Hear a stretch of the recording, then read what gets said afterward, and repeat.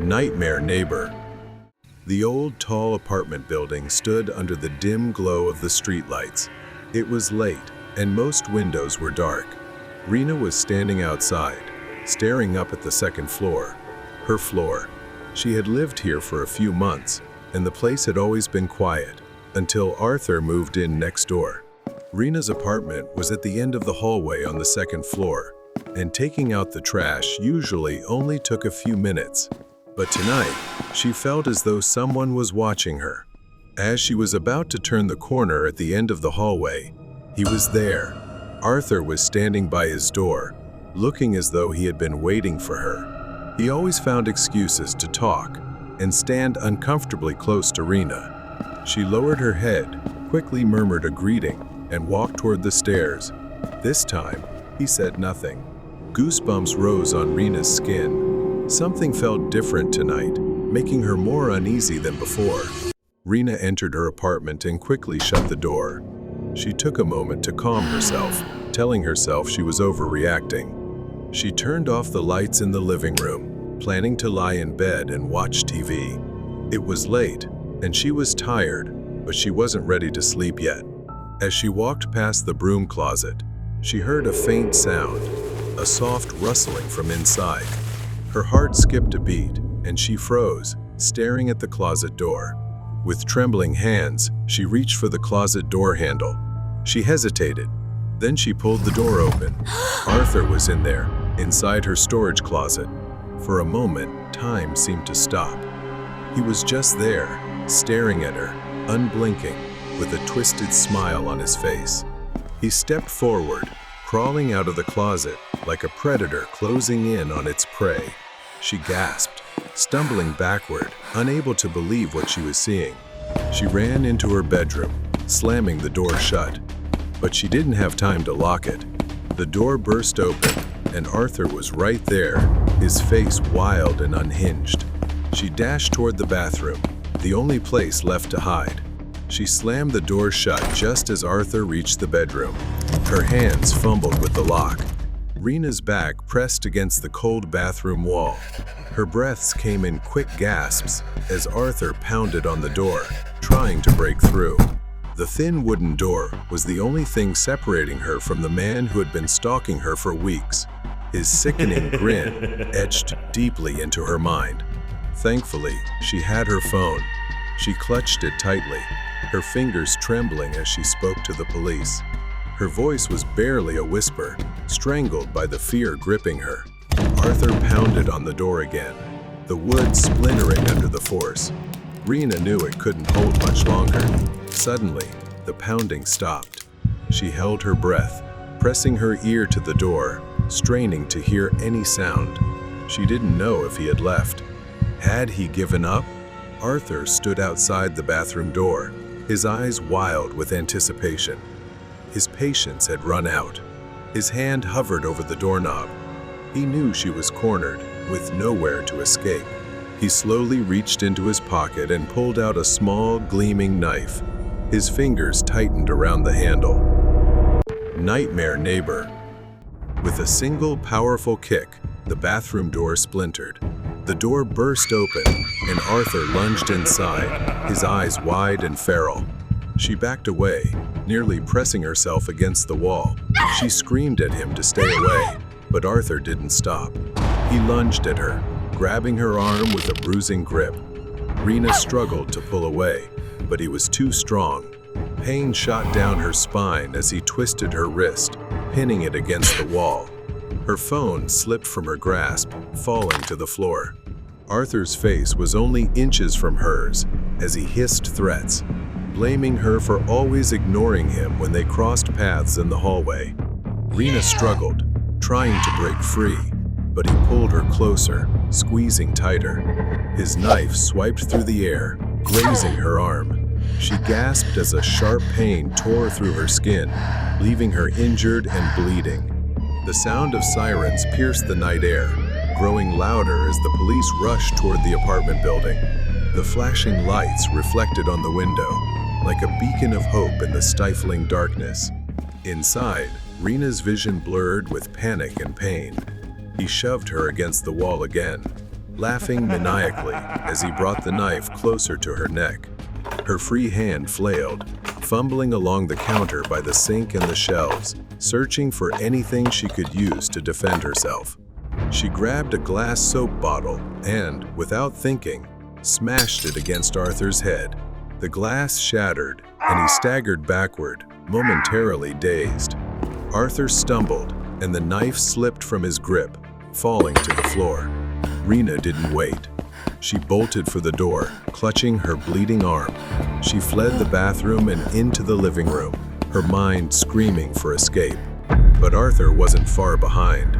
Blood streamed down his face from where the glass bottle had struck him.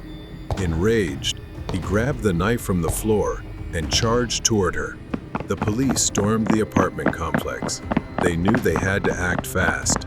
Rena reached the living room, but her legs gave out, sending her crashing to the floor. She could feel Arthur's looming presence closing in, the knife still in his hand. His eyes were now filled with rage, the twisted delight in them gone. He reached for her, grabbing her hair. Rena winced in pain, struggling to get up, her body screaming for help. Arthur growled, "There's nowhere left to run, girl." Just as he raised the knife again, the apartment door burst open with a loud crash. The police stormed into the apartment, cutting through the tension. Arthur stubbornly held on to her, refusing to let her go. Seizing the opportunity, Rena stomped on his foot, making him cry out in pain. She ran toward the police, gasping for breath, blood dripping from her arm, but the nightmare was over. Rena sat on the edge of the ambulance, her mind still reeling, her body in shock. She watched as the police loaded Arthur into the back of the car. The flashing lights of the police car faded into the night as they drove away. Weird night at school.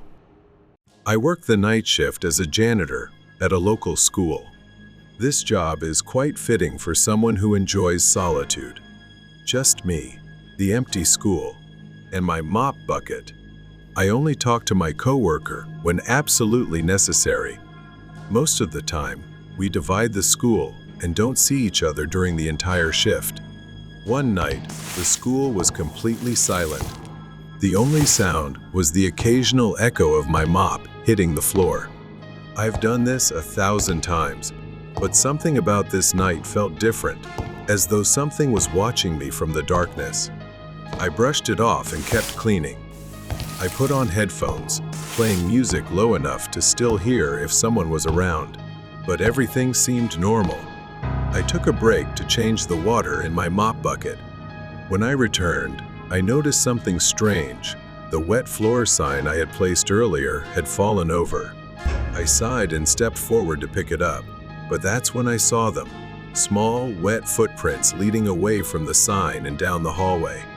I followed the footprints, which led to the staircase heading up to the second floor. I stopped, trying to listen for any sound. Then, I saw something move out of the corner of my eye. It was fast, a flicker of motion at the end of the hallway. I rushed to the end of the hallway, but no one was there. At that moment, I heard faint laughter, the giggling of a child. It echoed through the empty school, sending a chill down my spine. I turned, searching for the source, but saw no one. A loud crash suddenly broke the silence. The sound came from the first floor. My mop bucket had been tipped over, spilling water into a large puddle. My blood boiled with frustration. Someone was messing with me, and I wasn't in the mood for games. I grabbed a dry mop and started cleaning up. I couldn't shake the feeling of being watched as I tried to figure out what was happening. Were there students still in the building? Had someone snuck in after hours? I decided to talk to my coworker. Maybe she had seen something too. She laughed and told me I was joking with her. She looked at me, completely puzzled, shaking her head. I've been here the whole time. I couldn't make sense of it. I left her workspace and went back to finish my shift. Another hour passed. I was trying to make up for lost time when, Without warning, the entire school went dark. For a moment, I was surrounded by darkness. Then the emergency lights flickered on, bathing everything in a dim red glow. It felt like the entire building had turned into a horror movie set. I knew where the electrical room was, so I decided to head there. But before I could reach it, I heard a scream, my coworker's scream, echoing through the school, filled with terror. I ran toward the electrical room, fear welling up inside me. When I reached the door, I noticed it was slightly ajar. When I pushed the door open, I expected to see my coworker inside. Instead, there was a figure standing in the dark. I couldn't tell who it was, but something about it felt off. The figure moved closer. Before I could pull out my phone, it lunged forward and slammed the door shut in my face. Panicked, the first ran away. I needed to find my coworker. When I reached her area, her mop bucket was lying in the middle of the hallway, but she was nowhere to be found. I called out her name, but there was no response. The only sound was faint laughter, echoing again through the empty hallway. The whispers made me freeze. I turned quickly, gripping the mop handle tightly, ready to defend myself. I moved slowly and cautiously. Something was happening here, something I couldn't explain. I headed up to the second floor, where I had heard the laughter earlier. When I reached the hallway, I noticed something strange. The wet footprints, the same ones I had seen earlier, had returned. I stared at the small, damp prints, which seemed to be heading toward me. I ducked into the nearest classroom, slamming the door shut behind me. I leaned against it, trying to catch my breath, my hands trembling. That's when I saw the blackboard.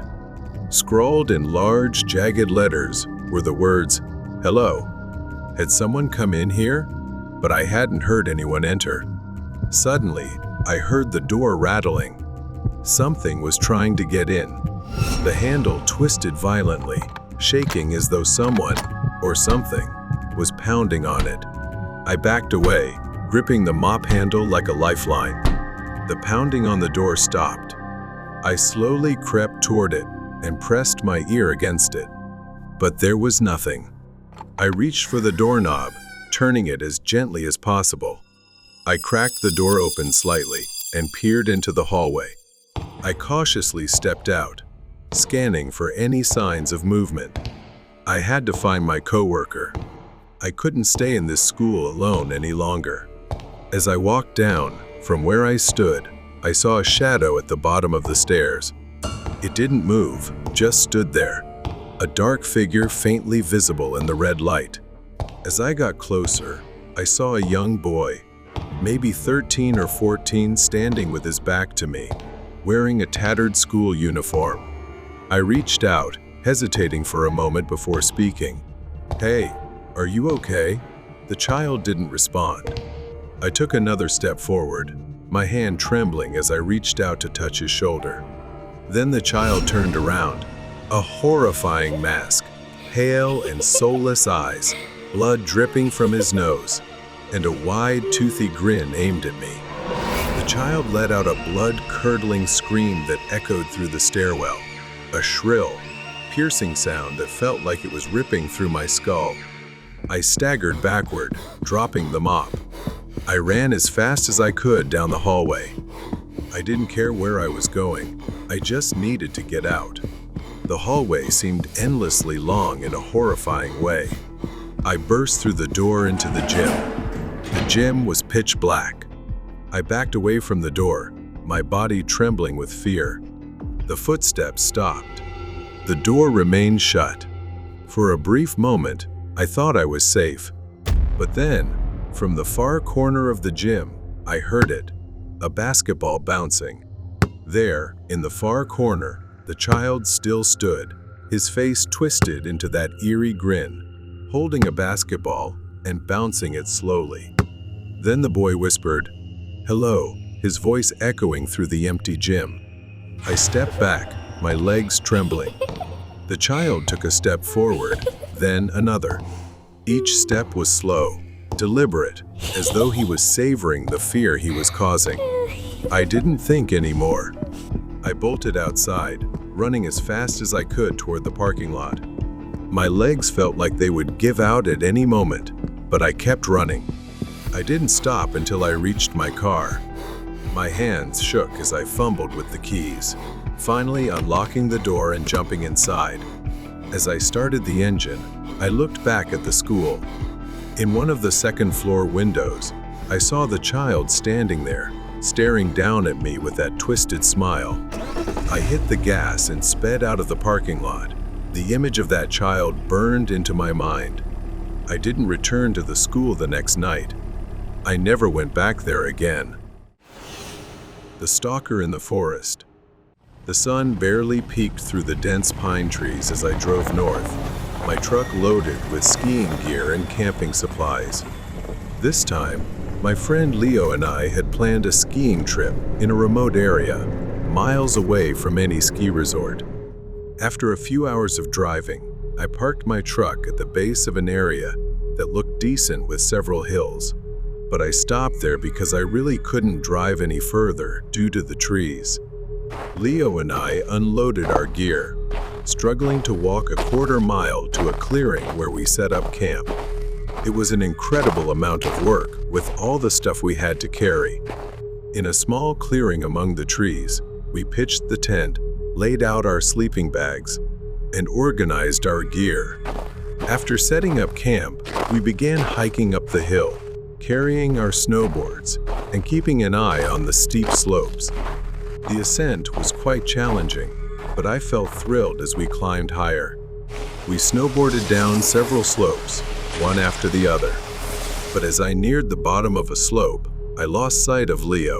I assumed we'd meet at the base or regroup at camp. It wasn't unusual for us to take different paths down the hill. I called him on the radio, but all I got was static. Maybe he was still skiing and had started down alone. My eyes scanned the trees for any sign of him. When I reached the base of the hill, I walked and spotted another figure emerging from the woods. A skier, wearing a mask and dressed in layers. He approached me, seeming friendly beneath the ski mask, asking where the best hills were and if we were camping. He explained that he and his wife were looking for a good place to camp near others and asked if I could lead him to my campsite, though I really didn't want to. I pulled out the radio again, calling Leo to let him know I would be heading back to camp soon. The device crackled, a distorted noise cutting in, but there was no response from him at all. Then the man started following me, his presence behind me making me feel uneasy. Suddenly, I started hearing static from the other end of the radio, as if someone was trying to talk to me but couldn't connect. When we finally reached the tent, something felt off. I realized I hadn't seen his wife, so I asked where she was. He didn't respond.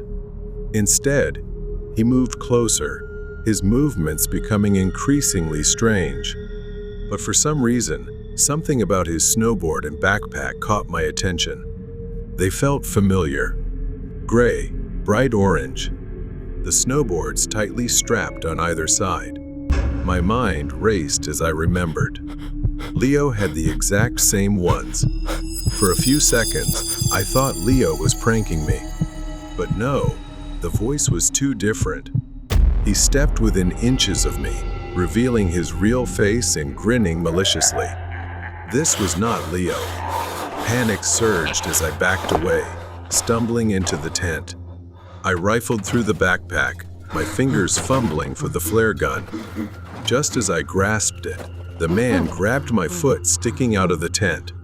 Then I suddenly felt a sharp pain in my leg. A severe tingling sensation in my leg felt like a strong electric shock, burning, and I screamed in pain. I glanced down and saw a knife embedded deep in my thigh. A scream tore from me as I grabbed the flare gun. He stepped back, but I didn't lower the weapon. I aimed directly at him. Blood oozed from my wound, staining the snow beneath me. I demanded to know where my friend was. The man's voice was calm, almost mocking, as he told me Leo was lying near the foot of the slope where we had been skiing. His words sent chills down my spine. He turned and sauntered away, disappearing into the darkness of the woods before I could fire a shot.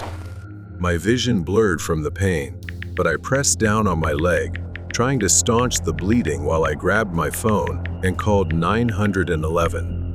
Just as I began to lose hope, a distant noise reached my ears. A rescue helicopter illuminated the snow-covered hills. With the little strength I had left, I fired the flare gun, the red light bursting into the sky. I mustered all my strength to tell them about Leo.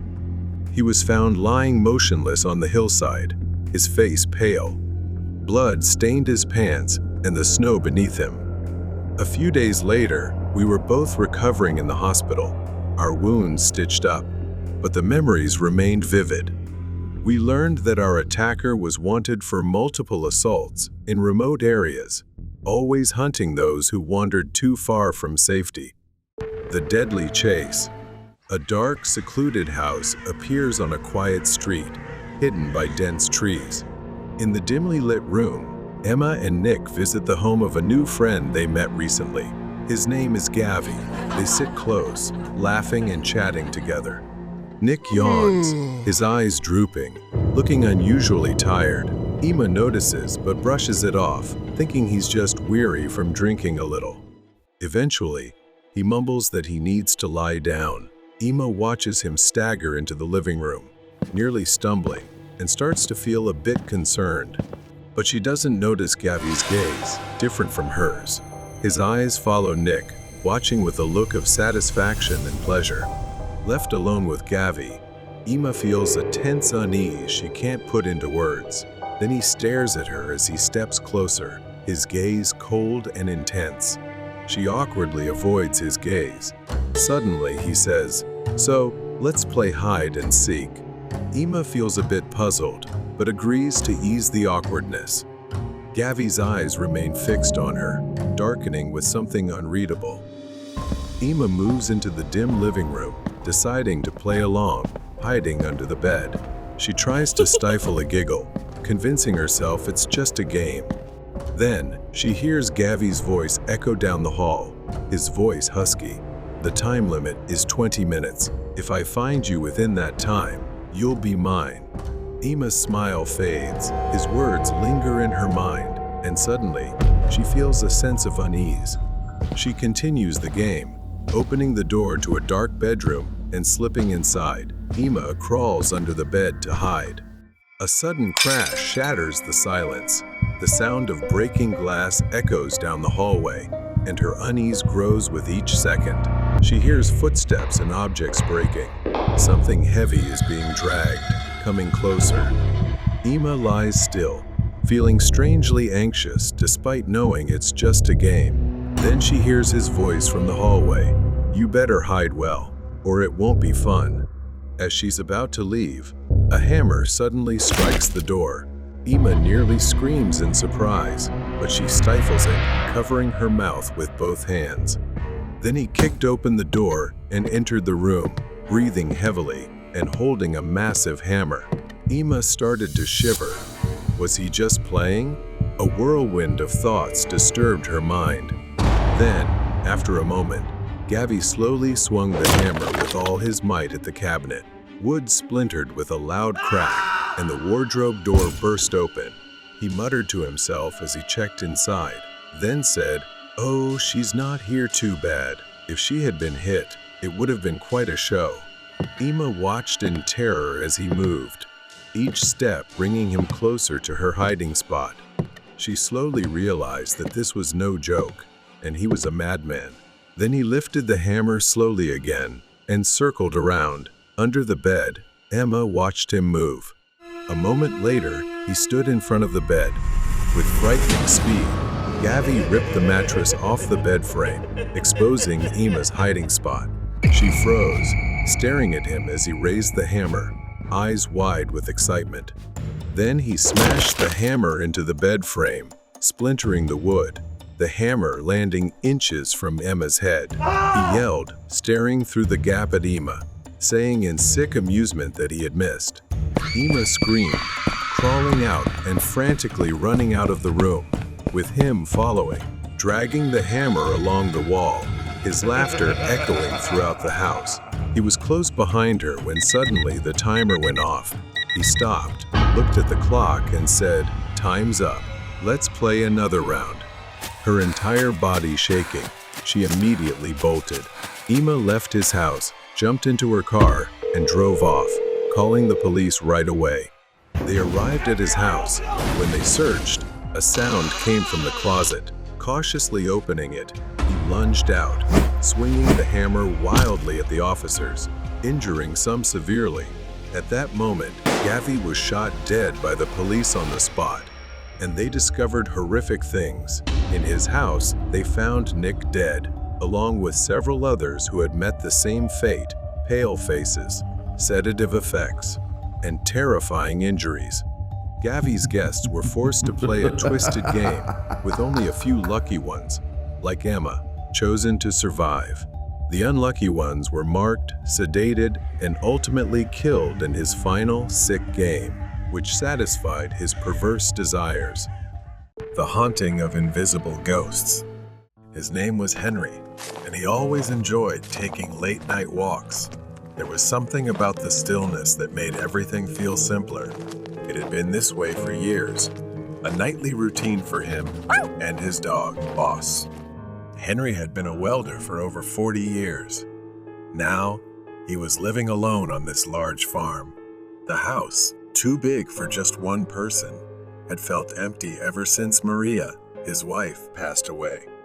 Henry's children had moved out long ago, and after cancer took his wife's life, it was just Henry, left alone with the memories. Tonight, after a long day, Henry decided to take a walk. The cool night air was refreshing, and his dog Boss trotted beside him, his nose sniffing the ground as if searching for something. As Henry made the loop around the house, something caught his eye: a flicker of movement in the second-story window. The bedroom window, the one that belonged to Maria. Henry stopped. For a moment, he thought he saw a shadow, something or someone moving inside.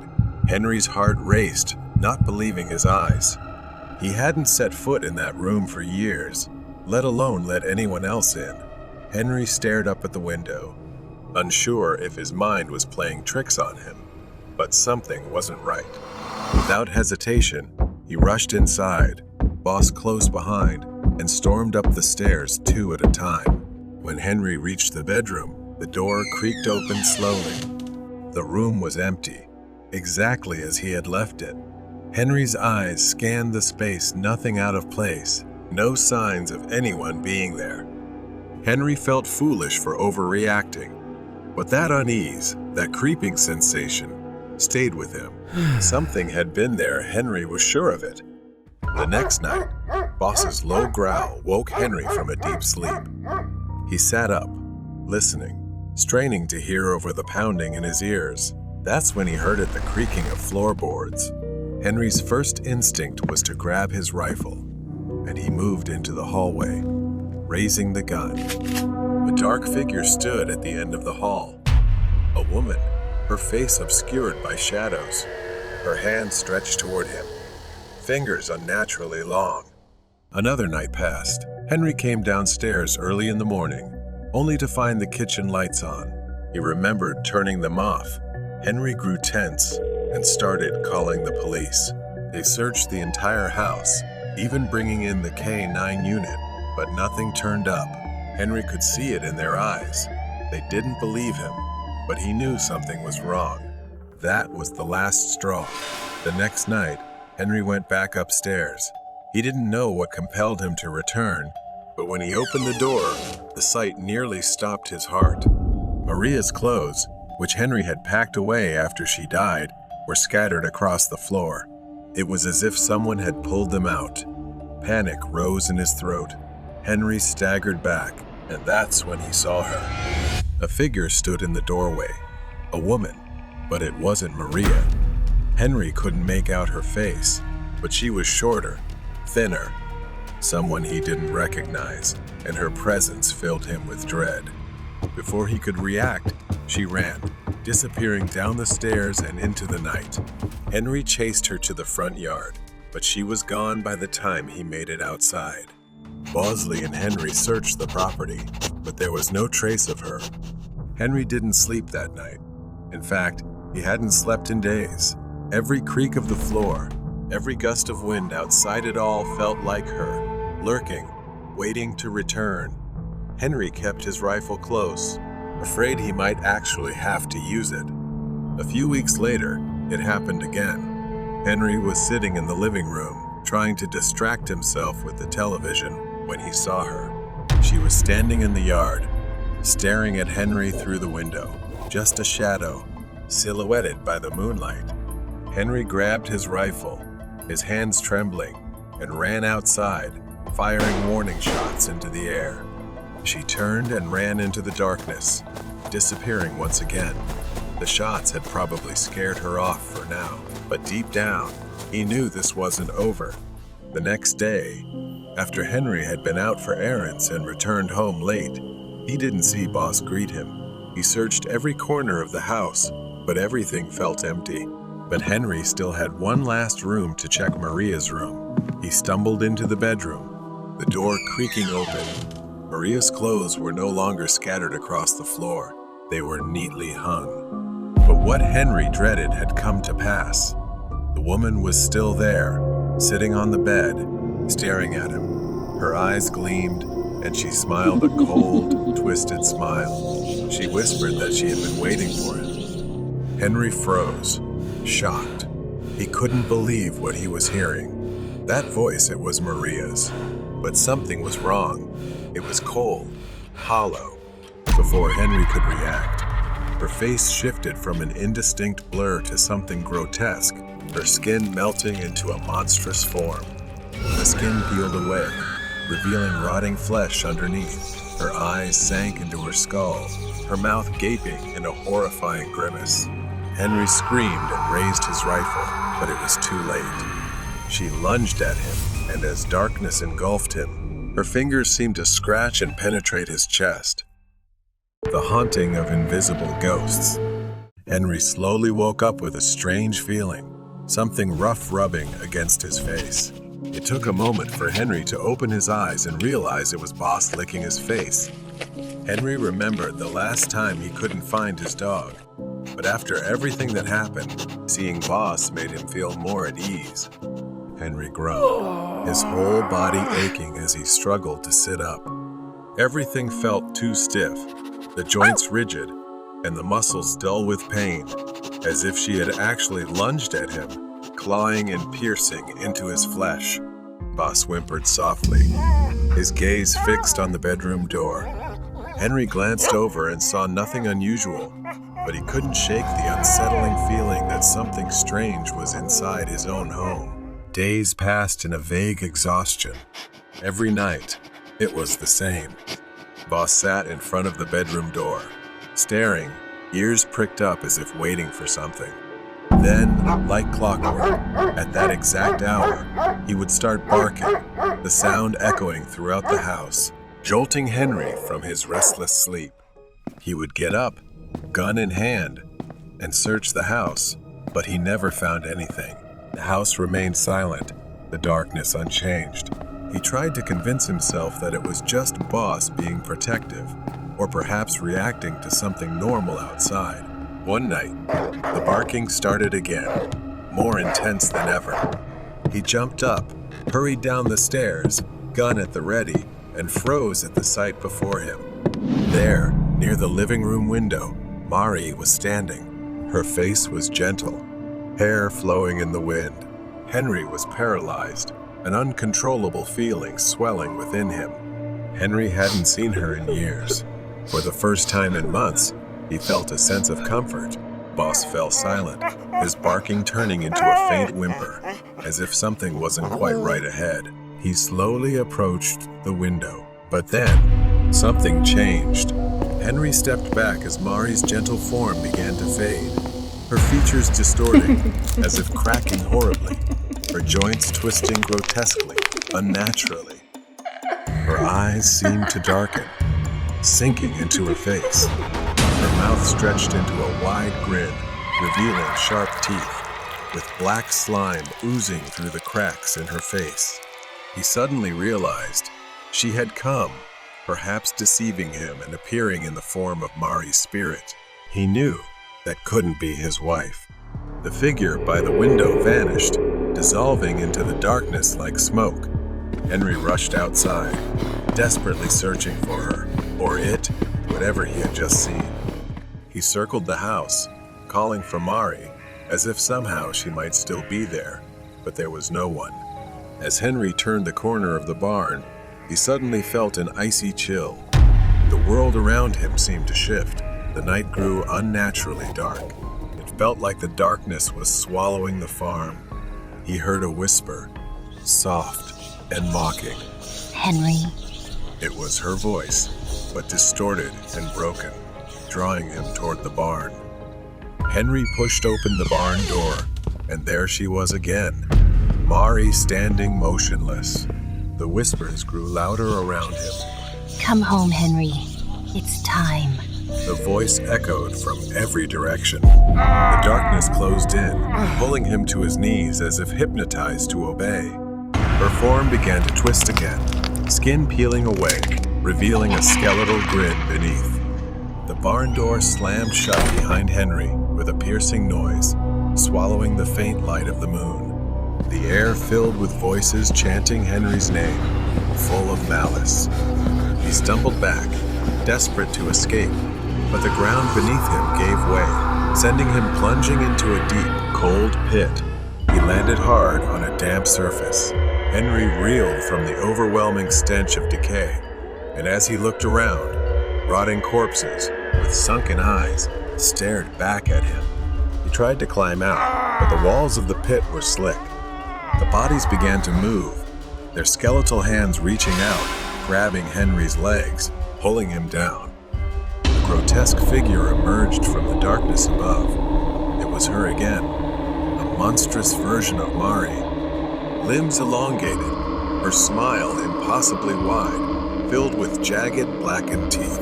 Henry, it's time to join us, she said. Then suddenly, Henry found himself in Mari's old room. The figure leaned closer, its icy breath brushing against his skin. You can't escape, Henry. He felt an unnatural pressure tightening around his neck, and he couldn't move. As his vision darkened, it was slowly taking control of him. The first light of dawn crept over the farm. The house lay still and cold, its windows dark and empty. Boss lingered on the porch, his mournful howl echoing across the silent fields. No one knew what really happened. Henry was gone, or perhaps he was still there, but no longer himself. Take the wrong Uber driver. It was late November, and we had a small party. I stumbled out of the bar into the freezing cold air. I stood on the sidewalk, the world around me spinning slightly, my mind foggy from the alcohol. My friends stayed behind, eager to celebrate a little longer, but I had a flight to catch the next morning. I needed to pack. I needed to sleep, so I booked an Uber to take me home. I opened the app, and luckily, a driver accepted almost instantly. The app showed it would arrive in 4 minutes. Then, a car pulled up. The car's headlights flashed at me. From a distance, I thought I saw someone wave at me from the window. I was tired, and maybe my app was just glitching. The driver must have arrived early, that's all. Without thinking much, I stumbled into the car. Inside, the car smelled faintly of old cigarettes, and the seat creaked beneath me. I glanced at the driver in the front seat. He didn't look back at me, didn't say a word. He didn't even confirm my name. I just wanted to get home. I muttered my address and leaned back in the seat. It was then that I noticed the GPS on his dashboard was turned off. I was startled. Why hadn't he entered my address into his GPS? Everyone uses GPS for Uber, even drivers familiar with the area. I watched him drive, hoping he just knew the route well. The car sped down the street, but something felt off. This wasn't the way to my dorm. I nervously told him. I think you're going the wrong way. My school is in the opposite direction. For a moment, he didn't respond. Then, he glanced in the rearview mirror and nodded, but he didn't turn the car around. He just kept driving. I started to panic. Where was he taking me? The car stopped in front of a rundown office building. The street was deserted. Why had he stopped here? He didn't say a word. He unbuckled his seatbelt and stepped out of the car. Slamming the door shut, my mind raced. My hands trembled as I slowly pulled out my phone. My heart sank when I saw the missed calls from my actual Uber driver. I'd gotten into the wrong car. This wasn't my Uber. I was in danger. I needed to get out now. I quickly sent my location to a friend via text. If I called the police, he might hear me. But then I heard a slow, low chuckle. I looked up through the window, and there he was, smirking at me, staring. He circled the car.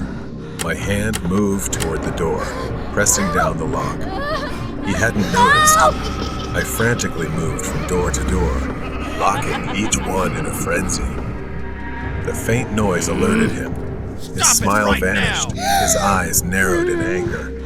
He stepped closer to the driver's door, his hand reaching for the handle. When it didn't open, he angrily pulled at it, yelling, "Open the door!" I knew I only had a few seconds left.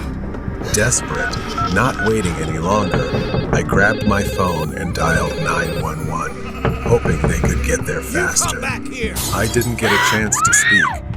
The sound of glass shattering stopped me, and I screamed as I saw him punch the window with his bare hand, glass flying everywhere.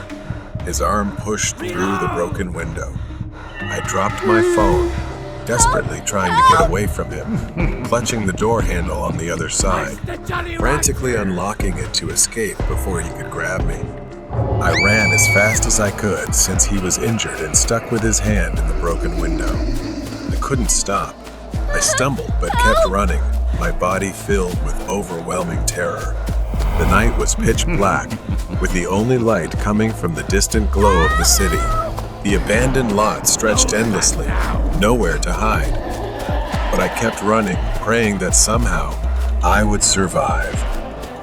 I spotted a small store up ahead, its neon open sign flickering weakly in the distance. My legs burned, but I didn't dare look back, not until I reached the store. I burst through the door, gasping for breath, my entire body shaking with fear. The store clerk stared at me, wide-eyed in surprise. But I was thankful I had escaped him. The police arrived minutes later. 2 patrol cars stopped in front of the office building where the car had been parked. But when they got there, the car and the man were gone. Only shattered, blood-stained glass remained. The police reassured me that they would search for him. It was a hard lesson learned that I must always be more careful when going out alone, especially when I'm not fully alert. The eccentric stranger in the hotel. Kit always remembers that terrifying day. It was the day she and her family went to a small 3-star hotel in the suburbs to celebrate her sister Judy's 16th birthday. Kit's father had arranged everything, and they checked into a room on the 3rd floor. The hallway was dimly lit, and since there were not enough pillows in their room, Kit had to go down to the reception to ask for more. She locked the door and headed toward the elevator. That's when she saw him. At first, she didn't notice the man sitting in the corner of the hallway because it was so dark, just a shadowed figure sitting there. As she got closer, needing to pass him to reach the elevator, she could see him more clearly. His hair was disheveled, his coat was filthy and torn, and he was muttering to himself while holding a handful of small stones, counting them one by one. As Kit walked by, She accidentally locked eyes with his bloodshot gaze, and slowly, he gave her a deranged smile. She quickly averted her eyes and hurried to the elevator. She collected the pillows from the reception and stepped into the stairwell to return to her room. The memory of the encounter sent a shiver down her spine, filling her with anxiety. As the door opened on the third floor, Kit's worst fear was confirmed. He was still sitting there, her face darkened with unease. He remained in the same spot, humming to himself as he toyed with the stones. Kit tried to walk quickly past him, but then she heard footsteps behind her. A sinking feeling hit her he was following her. She didn't dare look back again. The faster Kit walked, the quicker he followed. He began giggling, and the sound of the stones rattled throughout the hallway. She reached her sister Judy's door, but it was locked, and no one was inside. Kit didn't allow herself to stop. She sprinted straight to her parents' room. She pounded on the door frantically, nearly losing consciousness in her panic. She screamed, "Dad, please open the door," in utter desperation. But the man kept approaching. His arms reached out toward Kit as if to grab her. His long, filthy fingers were caked with dirt. Kit screamed again, tears streaming down her face. Suddenly, the man stopped. His demeanor changed. His head tilted as though he'd heard something strange. His eyes gleamed as he mumbled, "Dad," like the word meant something to him. Then he smiled a slow, eerie smile that made Kit's skin crawl, and he began to back away. He didn't turn around, didn't run, just slowly retreated while never taking his eyes off her, as if he was waiting, testing something with Kit. Finally, her parents opened the door, having heard Kit's screams. She rushed inside, tears streaming down her face in terror. Her father decided to search the hallway for the man. Strangely, he had vanished, disappearing quickly into the shadows. She couldn't sleep. The next morning, she was still trembling. As they went down for breakfast at the hotel, she was shocked to see 2 police cars parked outside. Her father was speaking with a police officer, his face serious. When he saw Kit, he called her over and asked her to tell the officers what she had seen the night before. She described the man in as much detail as she could.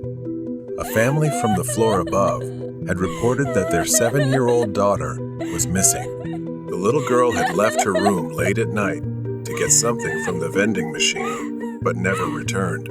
The police checked the security footage, and there he was, the man Kit had seen, carrying the girl over his shoulder as he walked out of the hotel at 4 a.m. The girl appeared to be asleep, but the police believed she had been knocked unconscious.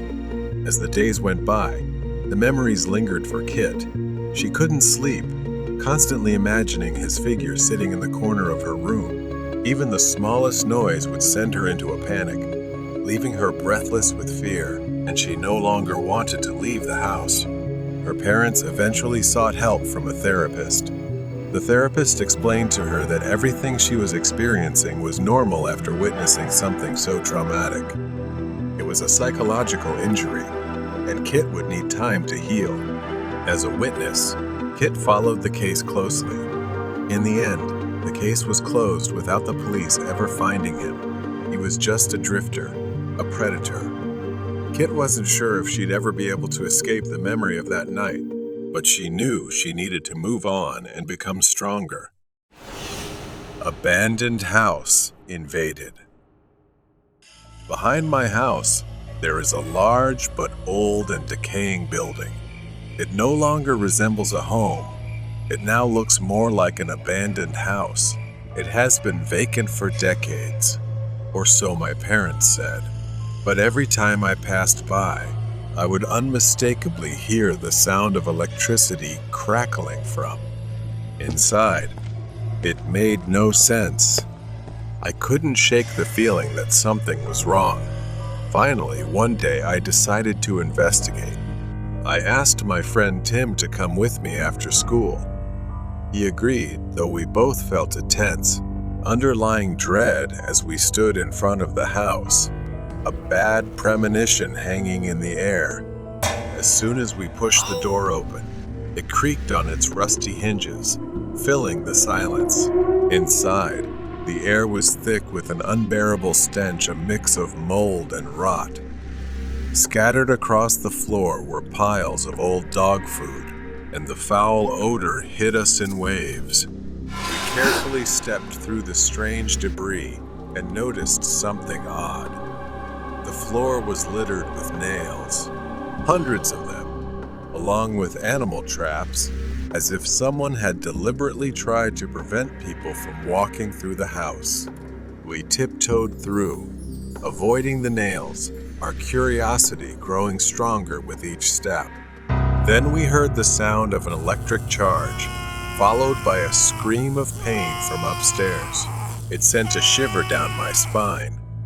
We should have turned back, but our curiosity got the better of us, and we decided to climb the stairs. On the second floor, the noise led us to a closed door. From behind it, we heard a man's voice muttering something strange, as if giving commands. What was happening on the other side? Summoning our last bit of courage, we tiptoed up the stairs and peeked inside. The sight was more horrifying than anything I could have imagined. It looked like someone had been chained up. Two people sat on the floor, appearing to be a couple who had been captured and imprisoned. Their eyes were wide open, filled with terror.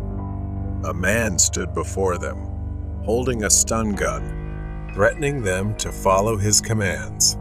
For a moment, the room fell silent as the two people stared at us in disbelief. Their eyes pleaded for help, silently begging for mercy. Then their voices broke with desperation, sobbing and pleading not to be harmed. The man panicked, shouting at them to be quiet while violently beating them with the stun gun. But they continued screaming, their cries echoing through every corner of the room.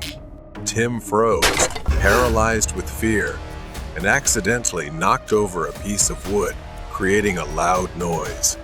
That was when the man noticed us. The man turned toward us, his eyes filled with rage. Without hesitation, he grabbed the stun gun and charged at us. We bolted down the stairs, but Tim wasn't fast enough. His screams echoed down the hallway as I heard the crackling of the stun gun. I didn't stop running until I was outside, my heart pounding in my chest. I called the police, barely able to get the words out, but I knew I couldn't leave Tim behind. I ran back into the house, trying to stay as quiet as possible, recalling the self-defense lessons I had learned at school. The door to the room was still open, and I peeked in. My blood ran cold. I couldn't believe what I was seeing. The man was putting a collar around Tim's neck, his hands already bound tightly.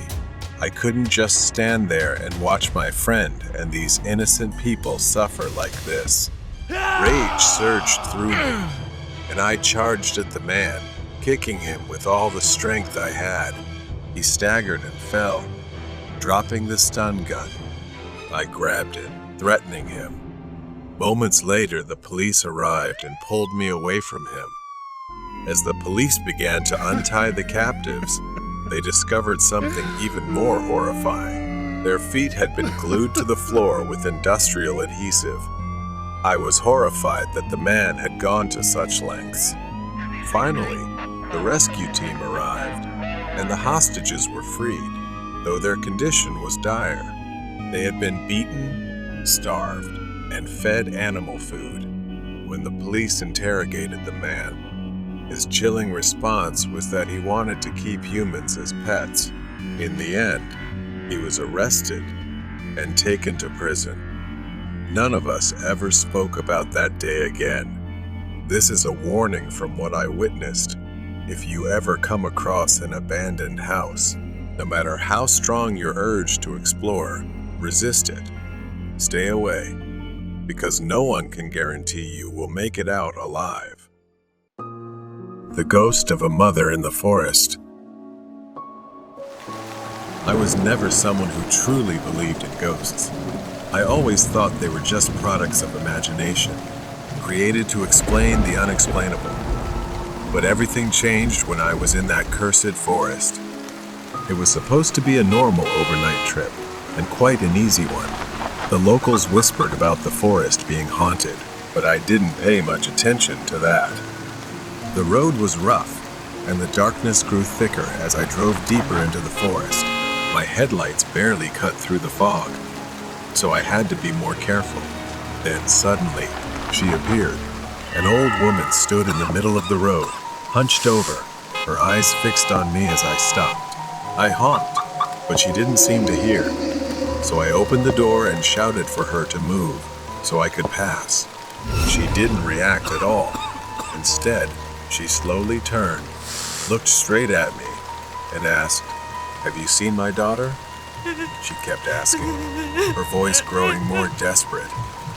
Then suddenly walked away, sobbing, leaving me confused and shaking.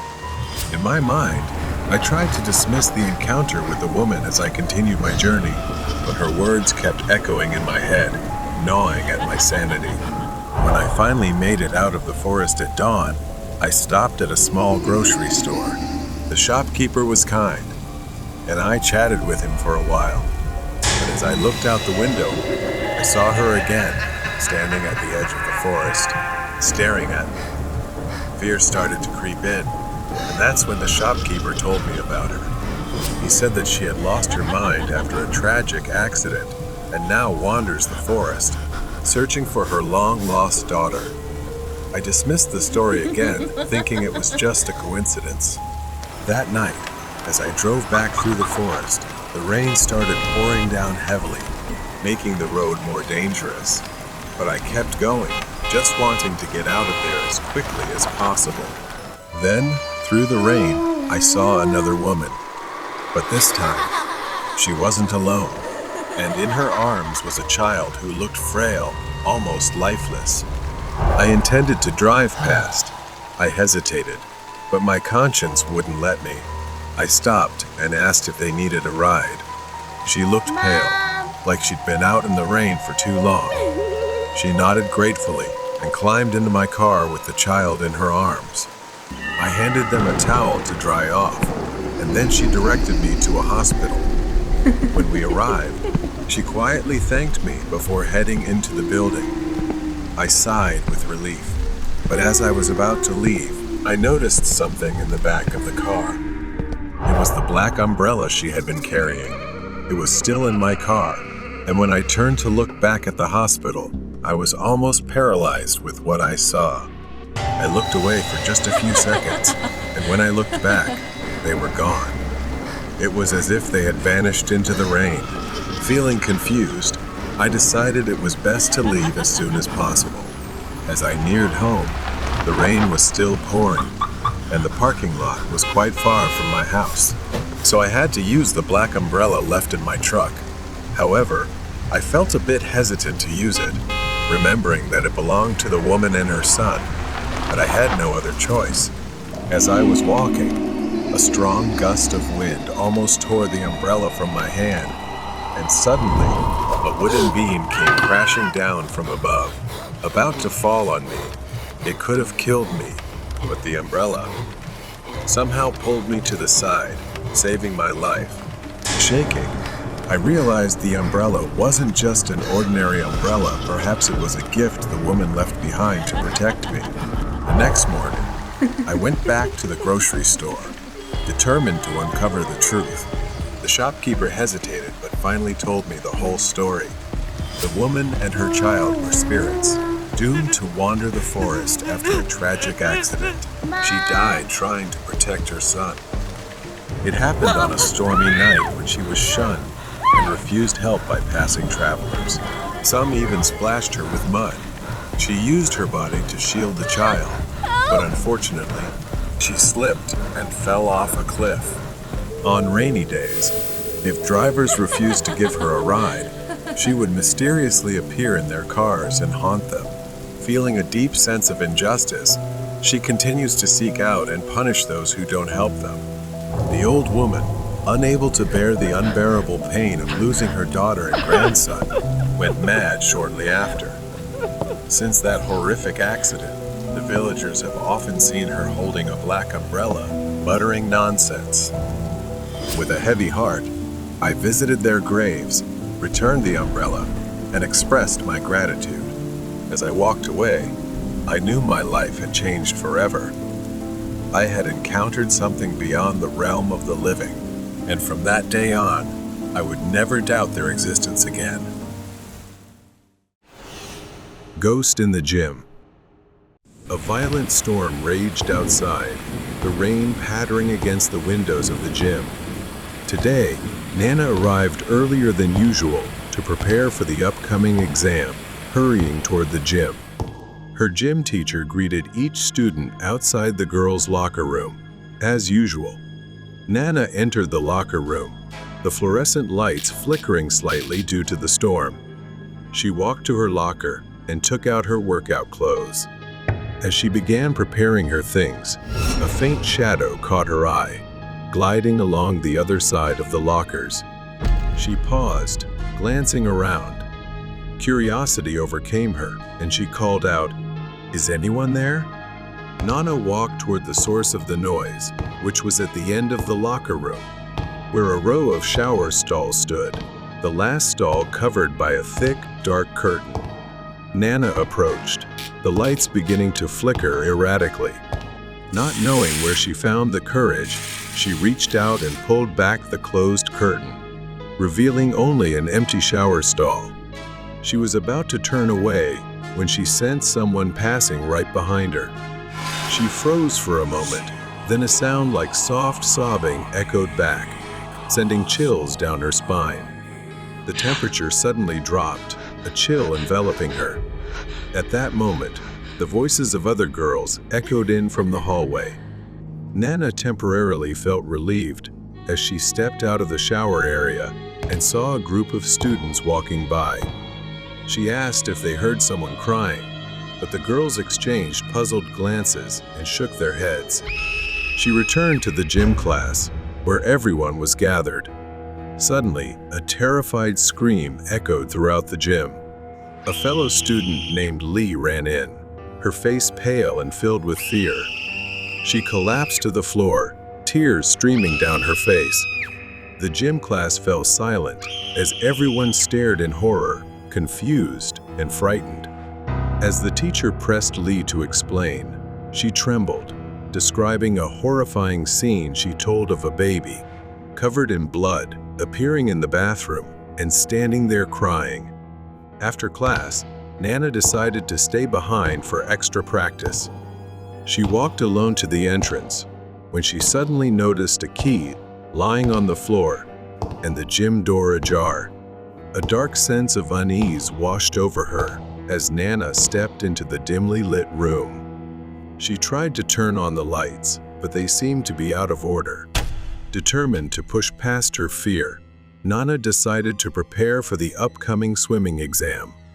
She walked to the pool area, the dim lights reflecting off the water. As she approached the pool, she heard a nearby sobbing voice, that of a girl, weak and sorrowful. Nana stopped, looking around the area, but saw no one, and everything fell silent. The overhead lights flickered, distorting her vision for a moment. As she squinted, she saw a shadow floating at the far end of the pool. Her first thought was that it was a student practicing diving, as that occasionally happened. But as time passed, she realized that the shadow wasn't moving. A sense of unease welled up inside her, and she decided to check, just to be sure. Nana approached the edge of the pool, her eyes fixed on the floating shadow. As she got closer, fear surged within her. The water around the shadow began to darken, turning a deep crimson, and she realized with horror that a lifeless body was floating in the pool. Overcome with fear, Nana ran to seek help. Moments later, the police arrived to investigate. They confirmed that the body belonged to a student who had been seen alive just a day before. Nana suddenly realized it was Lee. Her mind was haunted by memories of her friend. She learned that her friend had been haunted by strange visions, driven mad by sounds and sights that no one else could perceive.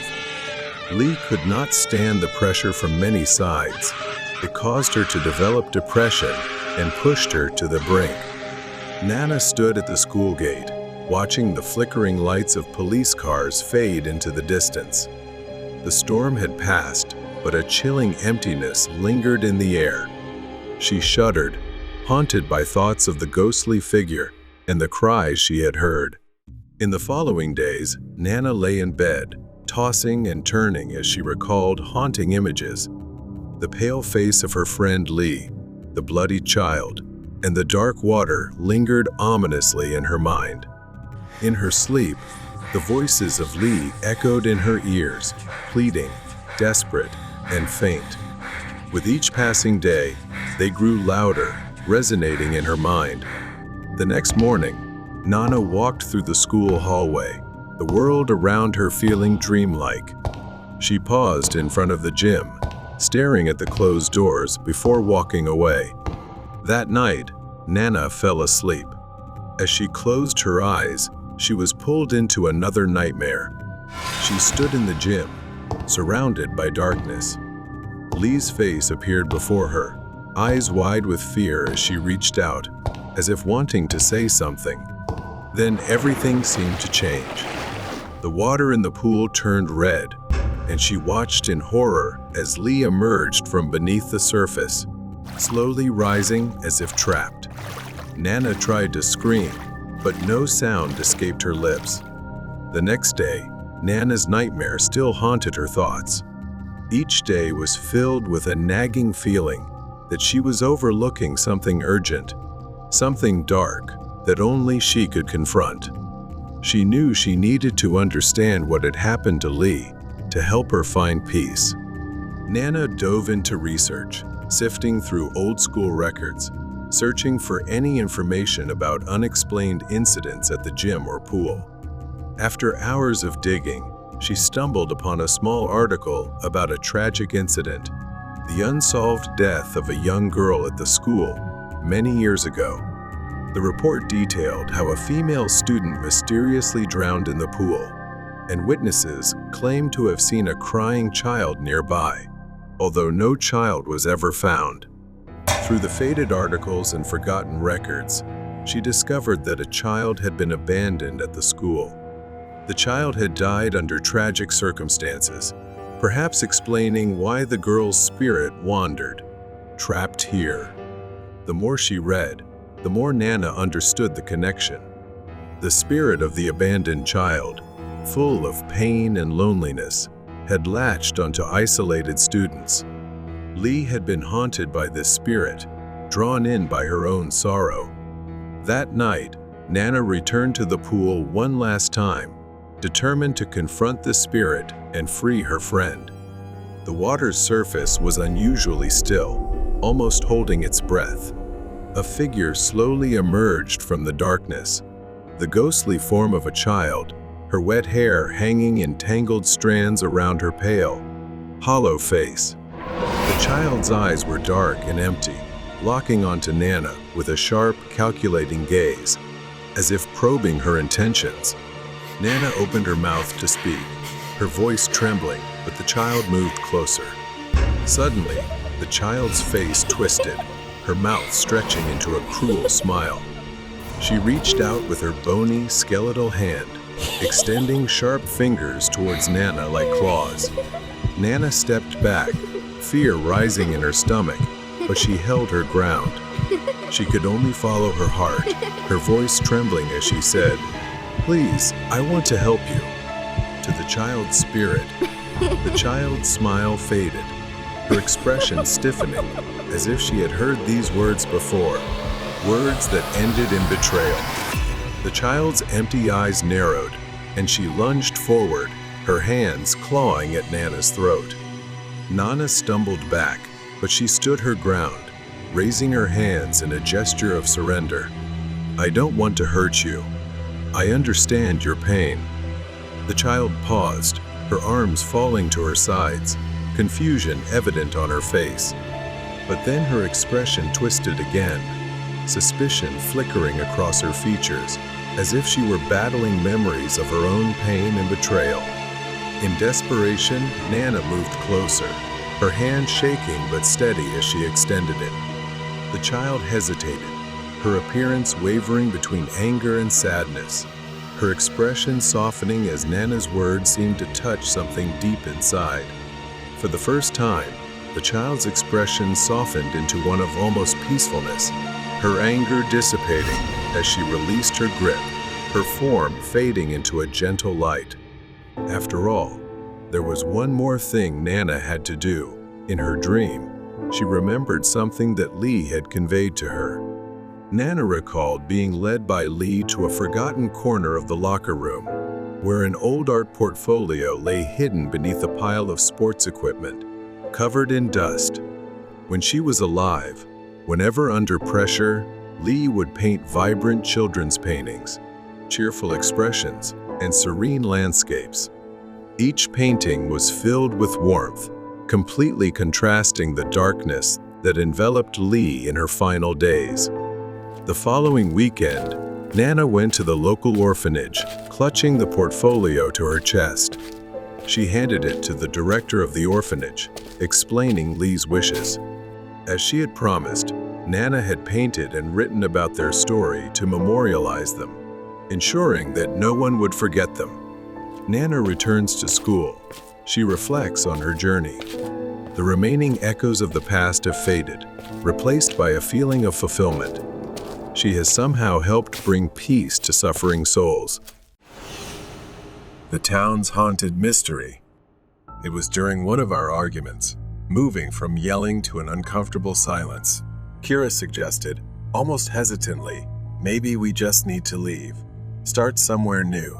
She stared at the wall, her voice trembling. I thought differently. I didn't believe a change of scenery would solve anything, but despair hung thick in the air between us. We'd gone through endless nonsense for months, arguing over small things like dishes left in the sink or unwashed clothes, which then escalated into intense fights. Our little daughter, Lily, would stand in the corner, clutching her toy, her eyes sad as if she understood more than we realized. The arguments became unbearable, and I felt as though our family was crumbling day by day. The drive to our new town was filled with silence. The sun began to set, casting an orange glow on the horizon as we traded one skyline for endless fields. I cracked the window, breathing in fresh air, feeling a weight lift off my chest. Kira smiled at me, a faint glimmer of hope in her eyes. Eventually, we drove up to our new house. It was a small, cozy old building nestled among others on the street. As we unpacked, I felt a flicker of hope. It was the first time I saw her. Margaret, an elderly woman in a sweater and long skirt, stood on the sidewalk. She waved as she saw us, holding a plate of cookies to welcome us to the neighborhood. As we exchanged pleasantries, I noticed a girl standing behind Margaret, around Lily's age but with a troubling paleness. Then she complimented my daughter. I replied, trying to smile politely, but something about Margaret felt strange. Her enthusiasm was odd. Suddenly, she turned serious, mentioning a certain well. She began to tell me about a wishing well in town, urging me to bring Lily there, assuring me she would love it. A wishing well. I found it rather strange, like a local legend from where I lived. She said it would bring luck to anyone who made a wish and tossed in a coin, a tradition spanning generations. The conversation made me uncomfortable. Kira shrugged, but I felt a chill as I watched Margaret leave, the girl following her like a shadow. In the days that followed, the town felt like a breath of fresh air. The change in atmosphere worked wonders for our family. Kira and I argued less, and Lily seemed to thrive in the open space of our new home. The townsfolk were friendly and laid back. Yet, the well kept coming up in conversation. I overheard a cashier mention it, saying, The well changed my life. At work, my coworkers talked about it as if it were some sort of miracle. Finally, one night, I mentioned it to Kira about everyone's obsession with this well. She just thought it was probably one of their local traditions. But the unease grew heavier. The atmosphere at work changed. My hours were cut, and coworkers became distant. It felt like something was pressing down on us, suffocating us. Kira's mood turned dark, and we argued over trivial things again. One night, I was wandering through the forest. I stumbled upon the well. It stood ominously in a clearing, its stone walls oddly slick. I could feel the weight of the town's tradition pulling me back. What if I made a wish? Desperation clawed within me. I approached the well, heart pounding. I had nothing left to lose. I pulled a quarter from my pocket, thinking of my family, of needing things to get better. I tossed the coin in, wishing for things to improve. A silence fell over me as I turned to leave. At that moment, Margaret appeared, her smile wide and unsettling. "You made a wish, didn't you?" I nodded, feeling a mix of hope and dread rising within me. She simply said, "It will come true," and then smiled, walking away. The next morning, I woke up to the familiar warmth in bed. Kira lay beside me, her face peaceful. I glanced around, feeling a weight lift from my chest. I had a strange feeling of hope, as though everything was falling back into place. Breakfast was a cheerful event, laughter filling the room. It felt like the burdens of the past had been lifted. We were happy, almost too happy. But a small part of me felt something wasn't quite right. And everything from that day began that night. While lying in bed, I couldn't escape the feeling of insecurity. Something is wrong. Lily's scream broke the silence, and I rushed to my child's room. Lily trembled, her eyes wide open in fear as she cried and pointed to me that there was a monster in the window. I hurried to the window, pulled back the curtains, but there was nothing there. Just the empty street and the trees. What is happening? I whispered to myself, feeling panic rise within me. I turned back to Lily, who was still staring at the window, pale and terrified. I stood frozen, trying to comfort her in my arms, though the unease gnawed at me. I stayed up late that night, with Lily between Kira and me. Kira, exhausted from sleepless nights, drifted off, leaving me on high alert. The following days were a chaotic mix of anxiety and paranoia. Lily's nightmares became a nightly occurrence, and each time, I found myself jolted awake by her screams. I tried to distract myself with errands around town, but whispers seemed to follow me everywhere I went. The locals had hollow smiles, with something in their eyes I couldn't quite identify. It felt like the whole town was watching me. "Everything will be fine," a cheerful cashier said as I bought groceries, but her smile felt like a mask hiding something sinister. Just make a wish by the well. I never wanted this nightmare. I never wanted my family involved in any twisted game. One evening, after another night of Lily's screams, I found myself back at the well, drawn by some force I couldn't understand. The air was tense as I approached, Margaret's words echoing in my mind. As I stood there, I noticed the well's surface glistening under the moonlight, almost inviting me. I leaned over the edge, peering into the darkness. The chill of the night air made me shiver. Suddenly, I heard footsteps behind me. I turned quickly, my heart pounding. No one was there, but the feeling of being watched washed over me once again. I felt a presence lurking in the darkness, and panic took over. I ran home, my breaths coming fast and shallow. I rushed inside, slamming the door behind me. Kira was sitting on the couch, staring blankly at the TV. I quickly ran to Lily's room to check on her and saw she was fast asleep. But when I looked closer, I noticed a thin layer of sweat on her forehead. Something wasn't right. I went back to Kira, pacing the floor, my mind spinning. We need to do something. This can't keep happening. Kira's gaze was distant, lost in thought. She said to me, maybe we should leave. We could pack up and go somewhere else. No, I snapped stubbornly, feeling the weight of despair. We can't keep running. We need to find a way to fix this. That night, I decided to confront Margaret. I needed to know the truth. With my heart racing, I left the house and headed to hers. As I approached, the atmosphere changed. I knocked on the door, fear rising within me. She greeted me with a smile that seemed friendly, but it didn't feel genuine at all. I desperately told her I needed to know what was happening. Her expression turned serious, her eyes narrowing. You know, wishes come with consequences, she said softly. Leaning closer, you wished for things to be better. But what if there's a cost? I felt myself unraveling as she kept talking about what I had lost. She tilted her head, that predatory smile returning. It's not always clear. Sometimes you get what you wish for by sacrificing something else, something precious. I stumbled back, wondering if I had traded my daughter's happiness for a hollow life. When I returned home, I found Lily in her room, but she wasn't the girl I once knew. Laughter seemed to have been replaced by an eerie silence. She looked at me with hollow eyes, like an empty shell. Regret weighed heavily on me. I had wanted to fix everything, but I had only made it worse, foolishly believing in something dark and twisted.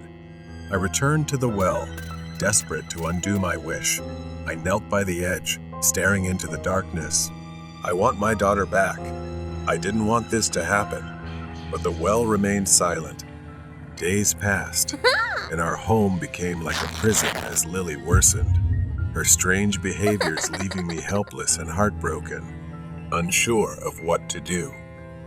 Every time I went outside, those around me kept smiling, but their eyes hid a secret, a dark truth I could never grasp. They too had made their wishes, and I was just another pawn in their game. In the end, I made a decision. I would play the game, just like Margaret had. I would find another family and make them wish, too, to replace my daughter. As I walked through the town, I spotted a family moving in down the street, a young couple with a little girl who looked just like Lily. I approached them, a smile spreading across my face. "Welcome to the neighborhood," I said, hiding the darkness within. And no, with a new cast in the pipeline. Maybe the darkness had clouded my vision and taken over. I didn't know when this would end or if there was any escape. The girl looked up, her eyes bright and full of life, unaware of the fate that awaited her. Perhaps I had to be the villain, to save my daughter, my family. The woman disappeared in white clothes.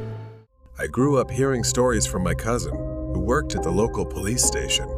He was the kind of person who had seen it all. But there's one story he told me that always sent chills down my spine, and it's true. This story is about the mysterious woman in white. It all started with a midnight call from a gas station attendant.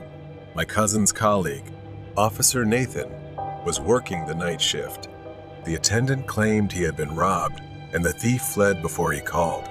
A woman in a white dress with long black hair, incredibly beautiful. Strangely, the suspect wasn't a masked figure or some shady guy, but a woman. He explained that she had come to him, asking for help because she was lost in the middle of the night. He had gone to the office to notify his boss, but when they returned to the cash register, she was gone, and so was all the money. Nathan, the only officer on duty so late, immediately got in his patrol car and headed to the gas station. It was a deserted road, winding through the woods on the outskirts of town. As Nathan drove, his headlights caught movement up ahead. A dark shadow was slowly walking toward him, walking alone in the opposite direction. was a woman in a white dress. She matched the attendant's description exactly. He accidentally passed her by, but unsure if his eyes were deceiving him, he saw that she had no face as he drove by. Finding it too unbelievable, he slowed down and reversed to check if she was indeed the woman the gas station attendant had described. After reversing, he stopped and quickly stepped out of the car, saying, "You need to get in the car and come with me to the police station immediately." She said nothing and complied. On the drive back to the station, he asked her a few questions about why she had stolen the money. However, she didn't say a word. He looked through the rearview mirror as she sat in the back seat, staring intently at one spot until they arrived at the station. Her behavior was strange, so he thought the woman might have mental issues. After that, he decided not to ask her any more questions. When they got back to the station, they began interrogating her, but she still didn't speak. His shift was almost over, so he prepared to hand over the report to the incoming officers. Just before he was about to leave, she suddenly started talking. She gestured and spoke, promising to return the money the next day if they let her spend the night in the holding cell at the station. She kept insisting that she had nowhere to go, and the officers were quite confused by what she was saying, unsure of what to do. Nathan reported to his superiors. He was informed that they couldn't move her to another holding facility that day, so in the end, they agreed to her request and placed her in the holding cell. Before leaving, Nathan made a final call to the gas station, informing the attendant that they had caught the suspect. The money would be returned the next morning, or so they thought. The next morning, Nathan returned to the station. As he approached the woman's cell, he witnessed a horrifying scene. The cell was empty. The woman they had arrested the night before was gone, except for the crumpled body of a man, her cellmate. His face was shredded with deep scratches, his wide eyes frozen in terror, and his body was pinned to the wall with nails driven into the flesh. Scattered around him were bills, and a few banknotes that hadn't been found the day before were stuffed into his pockets.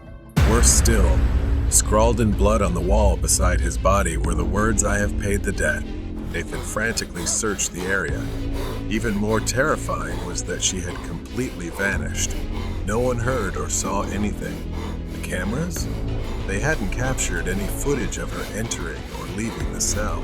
She had disappeared without a trace. A thorough search was conducted. The surrounding area was combed, and every possible lead was followed. But the woman in white was never found. She simply vanished, like a ghost fading into the darkness. Even to this day, no one knows who or what she was, but the officers present that night remain haunted by the incident. That's the whole story my cousin told me. I sat and listened, and I could still see the fear in his eyes when he spoke about her. The question that always haunted me was how she managed to escape from the cell. Was she human, or something far worse? The strangest part is that she evaded all the surveillance cameras. After countless investigations, they still don't know what happened that night or where she went. The weird neighbor. At the time I am recounting this, it happened 2 weeks ago. I don't like my neighbors at all, so I am not bound by the idea of needing good neighbors. The neighbors living in the same row as me always play loud music, while the neighbors living in the opposite row are the scariest people I have ever met. Next to my house, there is a woman around 60 years old who is not friendly at all. She usually stays inside and looks out of the window in a strange and creepy way. On the other side, there is a young woman with severe mental illness who occasionally stands in a corner of the yard and sometimes stares at me, mumbling. Since I am temporarily staying in this place, I just ignore it and pretend nothing is happening. Sometimes, when I am sitting and looking out the window, the old woman next door is watching the abnormal woman across the way, flailing and screaming as if she is intently watching a horror movie. It makes me feel chilled. It's quite annoying. As usual, I went to bed early to wake up for work. Luckily, nights here are generally quiet. Suddenly, an unusual noise woke me up. Somewhere, there were screams, yelling, and things being thrown from the old woman next door. A painful cry erupted. I got up and went to knock on her door. She answered with a screaming voice. What do you want from me? Go away. I just asked her to keep as quiet as possible so I could sleep. She glared at me with a frown. From somewhere, the mentally ill woman rushed over to where the old woman and I were standing and asked, Why did you dare to imitate? I was confused and wanted to leave immediately, but the old woman continued to glare at me with a frown. I went back home and went to bed in defeat, but I realized they finally became quiet. I didn't think much of it and silently thanked because I had finally escaped this situation. I was too exhausted. Straight until 3 a.m., I, being sensitive to even the smallest sound, suddenly heard a faint clattering noise downstairs. I stepped out to investigate, but didn't hear anything. So I thought I was just sleepwalking and went back to bed. I woke up again, as if someone was nudging me to warn me. Then I heard laughter or some animal sound. Panicked, I reached for my phone by the bed for light. But when I found it, I didn't dare turn it on to see if there was something there. Suddenly, a shadow appeared at the head of the bed, like the old woman next door or the young girl. I couldn't tell which. Then, I screamed like I had lost my mind. I ran away as if I had seen a ghost. I bolted and slammed the door shut, locking it. I ran for my life.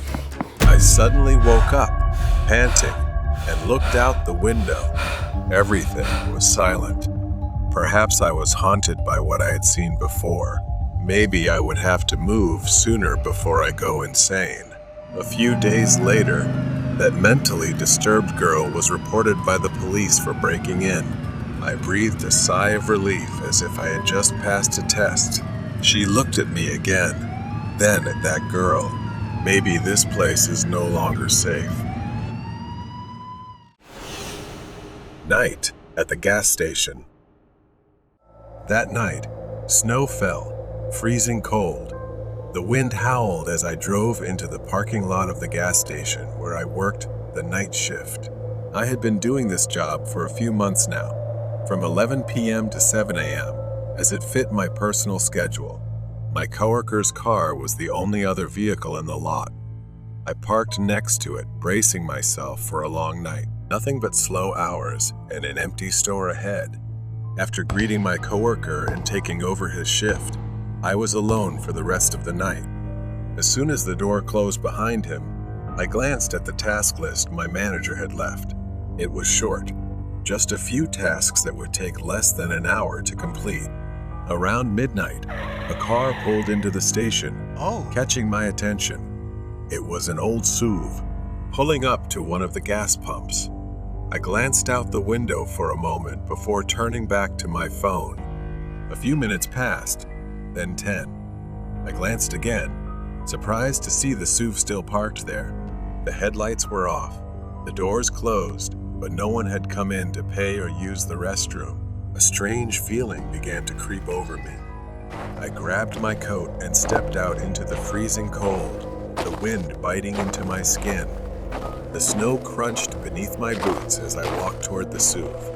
I peered through the window, calling out, "Hello? Is anyone in there?" But from what I could see through the frosted glass, the car was empty. A chill ran down my spine, not from the cold, but from the growing unease. There was no one in the SUV. But why would someone leave a car parked there, engine off, in freezing temperatures like this? I glanced down and noticed something strange. Footprints in the snow. They led away from the car, but not toward the front of the station. Instead, They extend toward the corner of the gas station. It was too cold for someone to just walk off and disappear like that.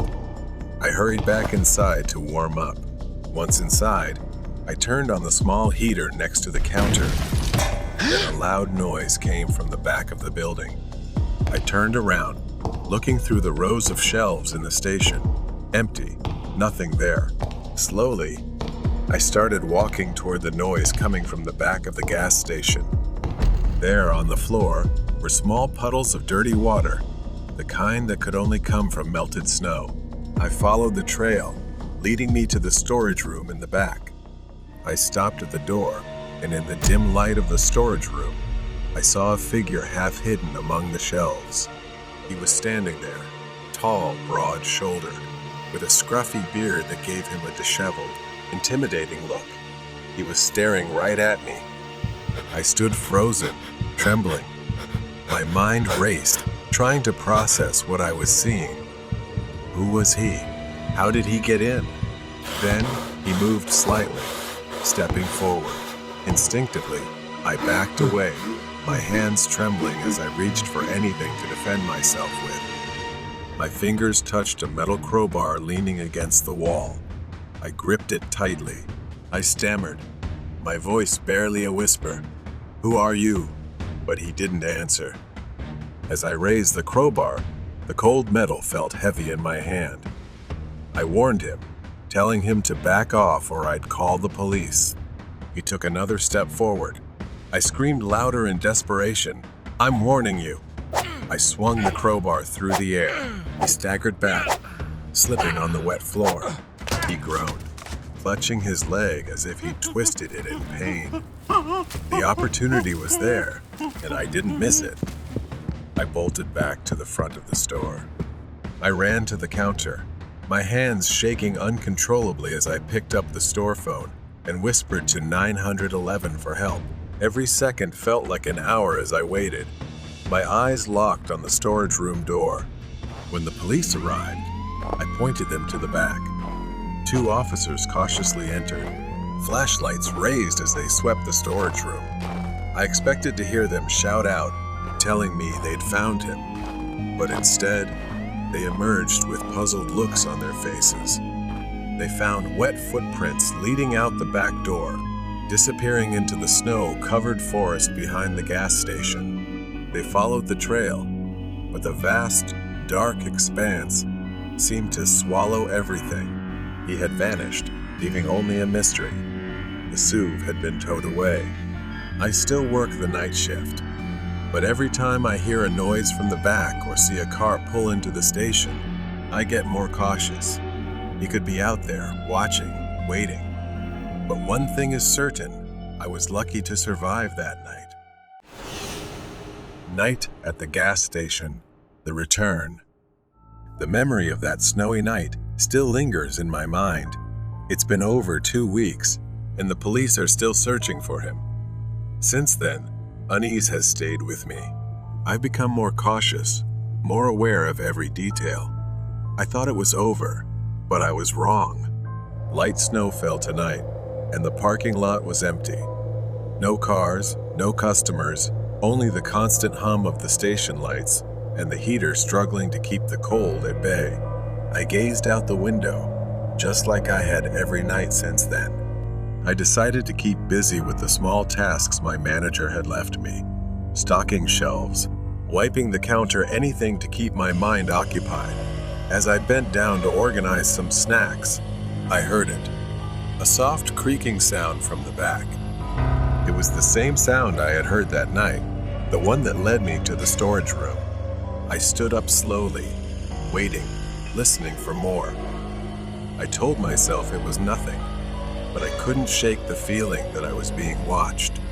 Just as I began to relax, headlights swept across the parking lot. A car slowly pulled in. It was the same type of SUV again. I froze, watching it stop near the gas pump. I grabbed my coat, knowing I couldn't avoid this.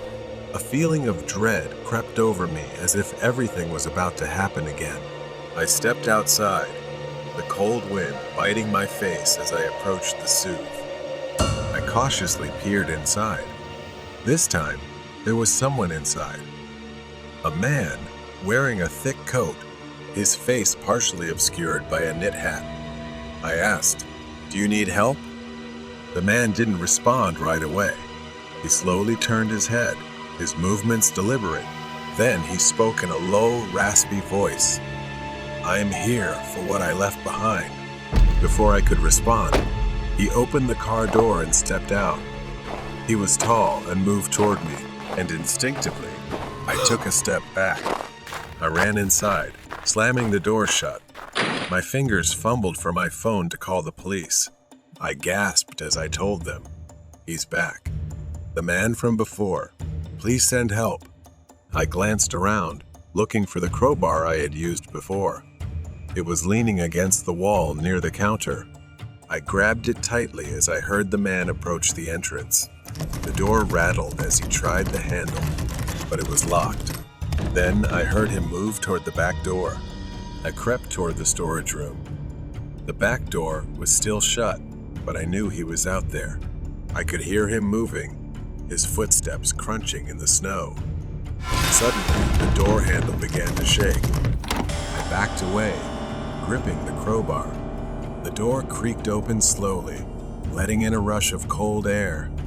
I could see his silhouette. It was still him. The scruffy beard, the broad shoulders. His eyes fixed on me, wild and crazed. This time, I didn't wait. I swung the crowbar. He ducked, barely dodging the blow. I swung again, and this time, I hit his arm. He groaned in pain, staggering back, but he didn't fall. Instead, he lunged at me, grabbing the crowbar with a force I didn't expect. The metal slipped from my hands and fell to the ground. I stumbled back. Then I saw my chance the exit, and I ran as fast as I could toward it. I ran outside, the snow crunching beneath my boots. I could hear him behind me. I sprinted toward the forest, needing to get away from him. Branches whipped against my face as I rushed into the woods, the cold biting into my skin, causing sharp pain. I tripped. My foot caught in a tree root hidden beneath the snow. It sapped all the strength out of me. I tried to get up, but before I could move, I felt his hand grab my ankle, pulling me back. I kicked out, sending him staggering with a cry of pain. I got up and kept running toward the edge of the woods. In the distance, I saw the flashing lights of a police car. I collapsed into their arms, gasping for breath, pointing toward the forest. "He's still in there." At that moment, he came running out of the woods as the police closed in. For a split second, the crazed smile on his face vanished. He turned to run, but it was too late. The police were right in front of him. He thrashed and squirmed violently as they wrestled him to the ground and cuffed him. The SUV had been towed away, and the man was gone, but the unease remained. The store was quiet again. I walked to the door, staring out at the now empty parking lot. I didn't know why he had come back, what he was after, or what he thought he'd left behind, but I hoped it would be the last time I saw him. Train through time. At a train station, as some people hurriedly catch the last train home. Among them is Leah. As the train departs the station, Leah sits down in her seat, looking out at the city skyline fading into the distance. She feels a strange sense of unease, though she cannot understand why. The rhythm of the train is steady, almost hypnotic, lulling her into a gentle sleep. The soft rumble of the train fills the air as it speeds along the tracks, the city gradually giving way to darkness. Leah is startled awake as the train sways slightly upon entering a long tunnel. Inside, the tunnel is pitch black, and the train's lights flicker momentarily. Leah looks around, noticing that the once crowded train car is now eerily empty. She glances out the window, but instead of seeing the countryside she expected, there is only a vast, empty void, as if the train is traveling through an immense, empty space. As the train exits the tunnel, Leah is shocked to see an entirely different scene outside. The modern city and familiar countryside have vanished, replaced by a mist-covered, ancient village. The buildings are old and crumbling, with thatched roofs and cobblestone streets. The train slows down as it approaches a station that appears to have never been used. The train stops, and the sliding door opens with a faint hiss. Leah hesitates, but the strangeness inside the train compels her to step outside. As she steps onto the platform, the cold, damp air hits her, filled with the smell of earth and decay. The village is deserted, with no signs of life. The only sound is the cawing of crows. The village looks like a snapshot from the past. Tables are set with dust-covered plates, untouched. A child's toy lies abandoned on the street. She realizes that she is no longer in her own time. Perhaps she has traveled back to a long-forgotten era. Suddenly, Leah hears a sound like a train whistle, and panic overwhelms her. She runs back to the platform as the village around her begins to change. The sky darkens at an unusually rapid pace. As soon as she reached the platform, the train began to accelerate. The doors still open. With a desperate leap, Leah grabbed onto the railing and pulled herself inside, collapsing onto the floor of the train car, where she lay, gasping for breath. As the train sped away from the village, Leah slowly stood up and looked out the window. The village was quickly swallowed by the darkness. The train entered another tunnel. She braced herself for whatever might come next. When the train emerged from the tunnel, Leah was stunned to see a different scene. This time, the train was traveling through a futuristic city filled with towering skyscrapers and strange objects floating in the sky like giant bubbles.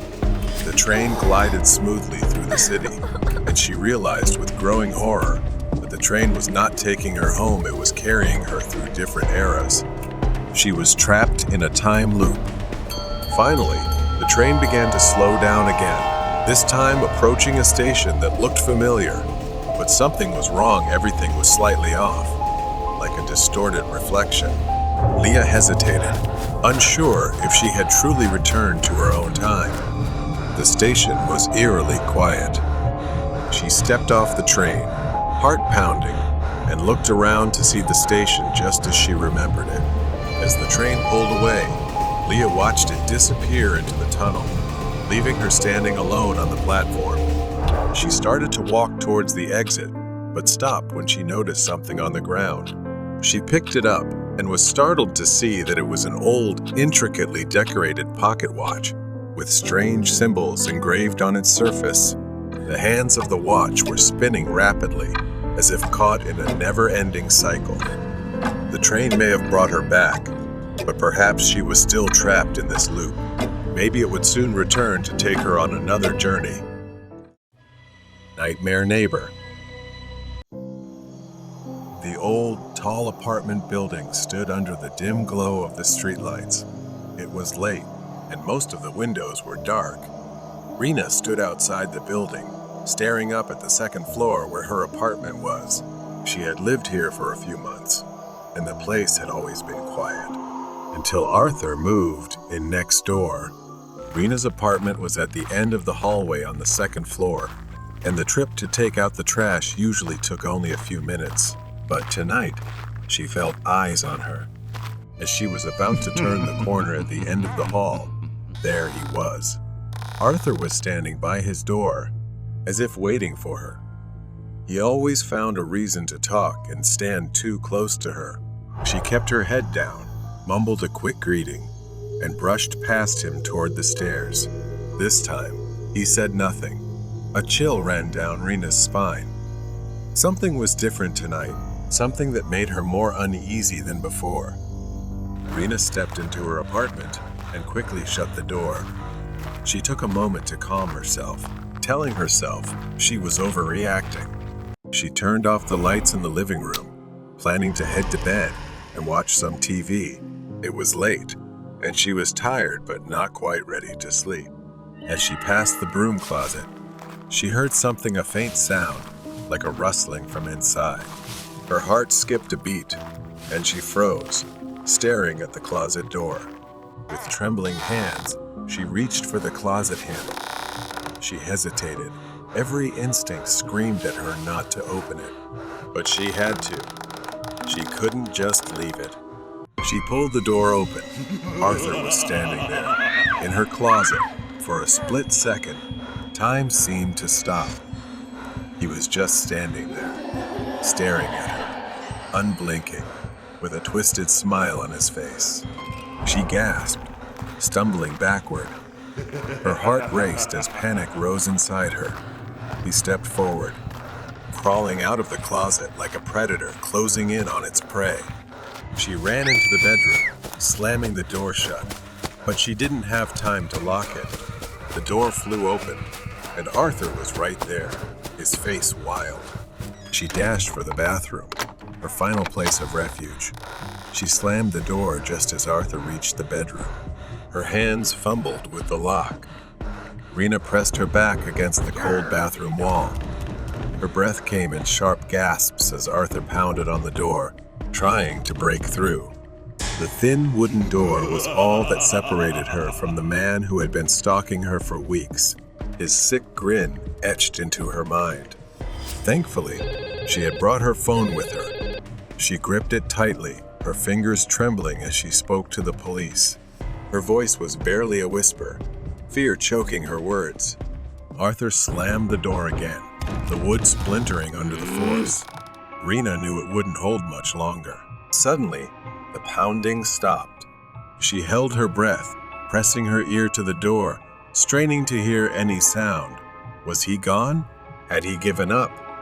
Arthur stood outside the bathroom door, his breathing ragged, his eyes wild with anticipation.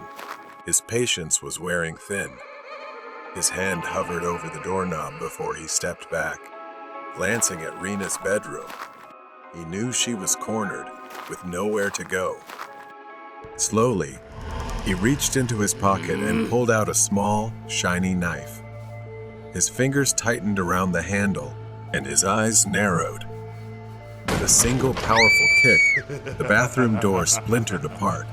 The door burst open, and Arthur lunged inside, his eyes wide and feral. She backed up until she was almost against the wall. She screamed for him to stay away, but Arthur didn't stop.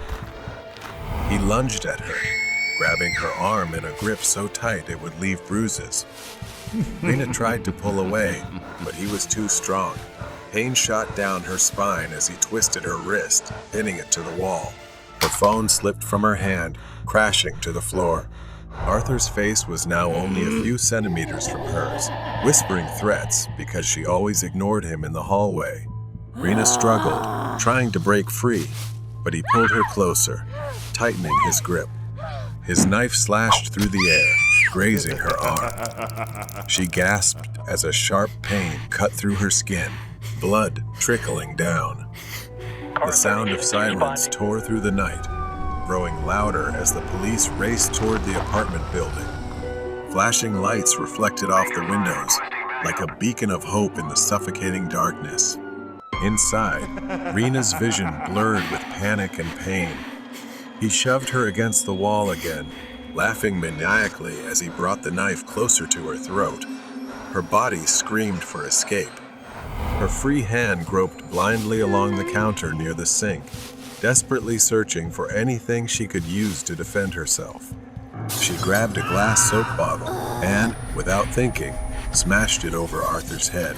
The glass shattered, and he staggered back, momentarily dazed. Arthur staggered. The knife slipped from his hand and fell to the floor. Rena did not wait. She rushed out the door, holding her throbbing arm that was bleeding from the cut he made. She ran out of the bathroom and into the living room, her mind screaming for escape. But Arthur wasn't far behind. Stunned, but enraged, he grabbed the knife again and charged toward her, blood streaming down his face from where the glass had struck him. The police burst through the front door of the apartment complex, racing up the stairs to the second floor. They knew they had to act quickly. Rena reached the living room, but her legs buckled beneath her. sending her crashing to the floor. She could feel Arthur's looming presence, approaching with the knife in hand. His eyes were now filled with rage, the twisted delight gone. He reached for her, grabbing her hair. Rena winced in pain, trying to get up, her body screaming for help. Arthur growled, his voice low and venomous. "There's nowhere left to run, girl." Just as he raised the knife again, the apartment door burst open with a loud crash. The police swarmed into the apartment, guns drawn. "Drop the weapon," one of them shouted, their voices slicing through the tension. Arthur hesitated, giving Rena the opening she needed. She kicked his leg hard, causing him to cry out in pain. She ran toward the police, gasping for breath, blood dripping from her arm, but the nightmare was finally over. Rena sat on the edge of the ambulance, her mind still reeling, her body in shock. She watched as the police loaded Arthur into the back of their car. The flashing lights of the police car faded into the night as they drove away. The house of the lost child. It was 2006 when my family moved into this house. My parents decided to quit their jobs and start anew in the countryside. I was just a child then. But something about this house struck me immediately. The first thing I noticed when we moved in was the stairs. Every time I passed by, I would see a shadow silently moving up and down. It never frightened me.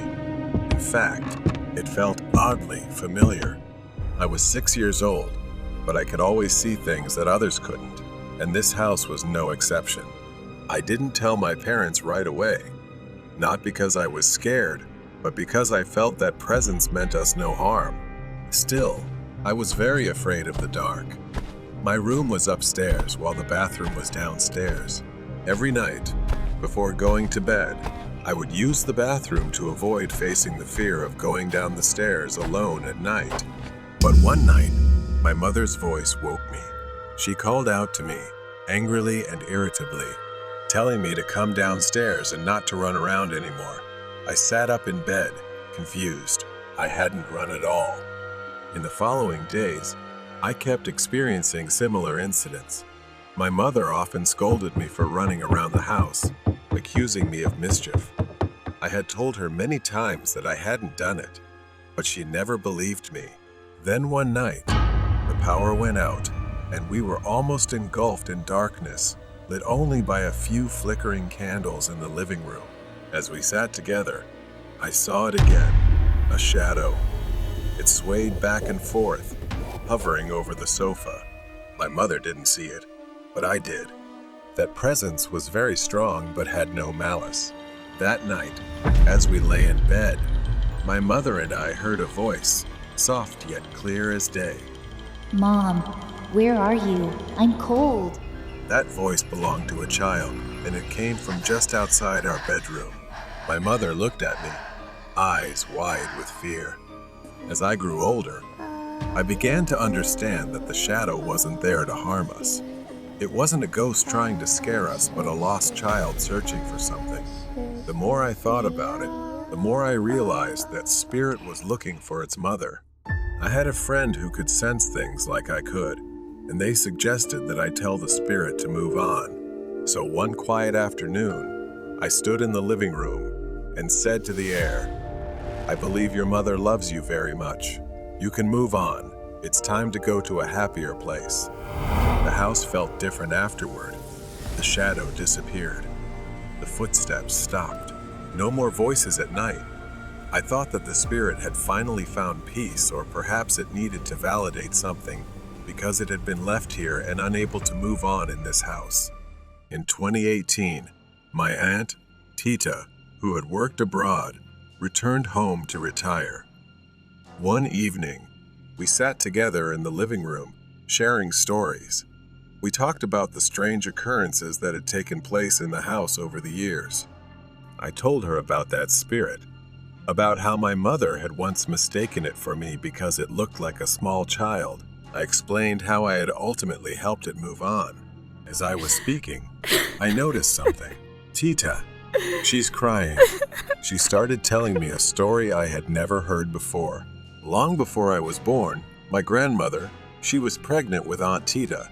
Not long after that, there was a baby boy.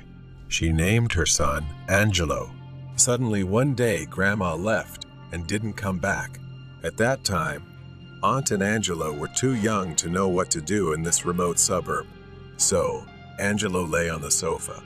The boy was sick and passed away in his sleep while clutching a small glass jar that his mother had given him. He was only about 3 to 4 years old. At that time, my aunt was too young to understand what was happening and thought her brother was just sleeping until one day a neighbor came and took the boy to a small coffin and buried him. Our new house sits on this land. Perhaps the boy could not move on because he was waiting and didn't know when his mother would return. Sometime later, my aunt, the boy's sister, passed away just after we talked about him. Now, standing in front of the house, I can't shake the feeling that something has changed. Then came the unmistakable sound of soft footsteps. They echoed from the hallway behind me, moving toward the stairs. I turned around, breath caught in my throat. The shadow had returned. As I climbed the stairs, I saw the shadow standing right above and sliding into my bedroom. Upon reaching the room, I hesitated. My hand hovered over the doorknob, and just as I was about to turn it, I heard, Mom, where are you? I slowly pushed the door open, the creaking hinges filling the silent house. The room was bathed in the faint light of the moon filtering through the window, casting a cold glow over everything. My heart skipped a beat as I saw Angelo. This time, he was not just a shadow. He stood in the middle of the room, a small, frail figure, unmistakably a child. His head was bowed down. Then slowly, Angelo lifted his head, and for the first time, I saw his face. A face with deep-set eyes filled with sorrow. His mouth opened, and in a voice that sent chills down my spine, he whispered, Mom, where is she? I wanted to tell him, to explain that she had passed away. But before I could say anything, he raised a small glass jar, looking at it as if it held an ominous energy imprisoning his soul. Angelo stood still, clutching the jar, looking at me with hollow eyes. I had to do something. I couldn't let Angelo remain trapped forever. I took a deep breath, my voice trembling as I finally spoke to Angelo, telling him that his mother was no longer here. I told him to always believe that she loved him, so I urged him to move on. For a moment, Angelo's expression softened, but then he tightened his grip on the jar. His voice rang out again, firm and more desperate. Where is my mom? I want to see her. As if he didn't believe the words I was saying. Tears welled up in my eyes as I realized there were no words that could satisfy him. He wasn't just seeking peace. He wanted his mother, and nothing else mattered more than that. I could feel the air shift, the temperature drop, and for the first time in years, I felt fear. I couldn't let him stay. I had to help him find peace. Without thinking, I stepped toward him, my hands trembling. Angelo, I can help you find her. But first, you need to let go, to release everything. His gaze shifted from the jar to me, his hollow eyes filled with confusion and longing. Slowly, very slowly, he began to loosen his grip on the jar. As it fell from his hand and shattered on the floor, the room went silent. Angelo's figure began to fade, dissolving into the moonlight. Before he disappeared completely, I heard his voice one last time, soft, almost a whisper. Thank you. I stood outside the house. The weight that had burdened it for years was gone. Angelo was finally free. The feeling of guilt lingered, but I knew I had finally helped him find the peace he had been searching for all these years. The love his mother had for him, the love that had anchored Angelo to this world, had freed him. Perhaps he was beginning to understand the painful truths that even I never wanted to hear. He would likely continue his journey to find his mother in another world where he truly belonged. I looked back at the house one last time. It no longer felt haunted. Now, it was just a house, quiet and still. Angelo had gone, but he left behind something much more enduring. It was a son's love for his mother, transcending the boundaries of life and death.